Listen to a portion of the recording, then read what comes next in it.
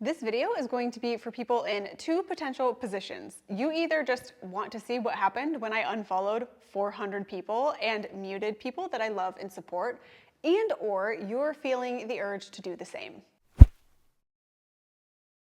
I'm Annie Miller, and I help coaches build sustainable and data-backed online health and fitness businesses without selling your soul to vanity metrics. If you're in the online space, you're likely on social media. And if you're watching this, you're likely on Instagram, or you're just nosy and here for the results of me unfollowing a load of people. Either way, I hope you enjoy. Instagram is my jam. It's my favorite platform as a consumer and where I like to spend my time building and interacting with my audience. But sometimes you just need a cleanup. And from a business and creative perspective, when IG gets too loud, it can be wildly helpful to decrease your consumption. Have you ever done a mass unfollow? Or if you're thinking you'll do one after you watch this, let me know in the comments below. You and I both know that you don't have self-control in the scroll hole. If you're on IG to post, you're going to get sucked in. It's inevitable. We have a fat stack of evidence to show us that. So let's explore your other options. At this time, there is a God-given option on Instagram to mute people without actually having to unfollow them. You can mute their stories, their posts, or both. I could be wrong, but I feel like on Instagram, there's this unwritten rule that if you unfollow someone, you no longer support them, which is simply not true. From a professional and networking standpoint, that dynamic is not ideal. And while you and I both know that that's not true, it can feel that way. This is where muting comes into play and can be super helpful. So at this time, you can mute or unfollow people. Let's go over how this all came about for me. The noise and comparison in early postpartum got to be too much for me. I was in a very high consumption season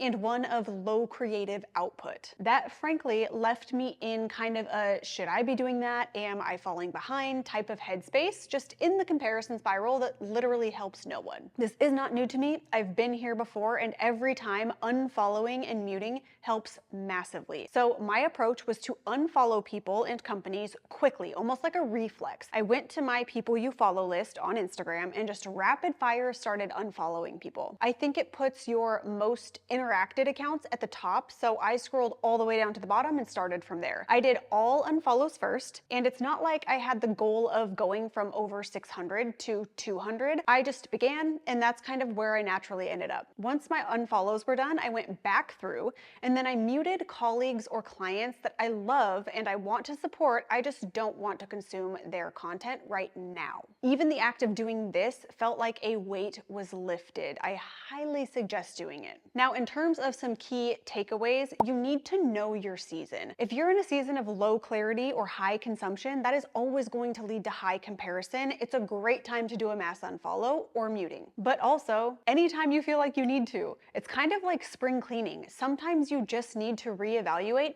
who you follow and take out the trash. Kidding. Kind of. You get it. I have been the trash for thousands of people.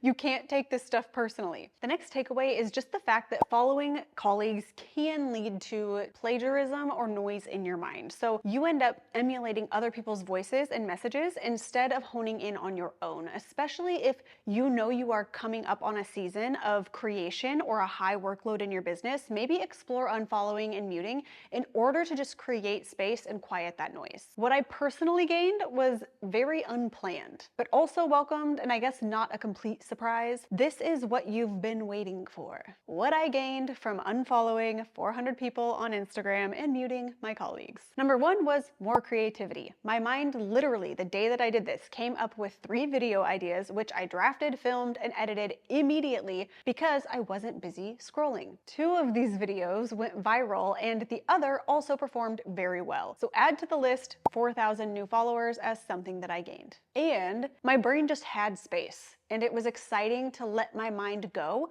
rather than filling it up with other people's shit. Number 2 is obvious, but less time on the app consuming. So I would open the app and be like, this isn't doing anything for me. So I would just close it. And my compulsion to open it went down. So that rate went down. All in all, I got way quicker at opening and closing the app. Number 3 is by default, more time interacting with my own audience. That really became 90% of why I was even on the app in the first place. I started doing multiple Q Q&As per week instead of just one. And that actually ended up leading to more content ideas because content begets content. Again, instead of viewing other other colleagues' Q&As, I was immersed in my own. Number 4 is more intention with colleagues and friends off of the app. So when you passively see everyone's stories daily, you don't have to check in with them or pay attention to who is or is not on your mind. I noticed who I gave little to no thought to and other people that I genuinely missed seeing updates from. Will I always do this?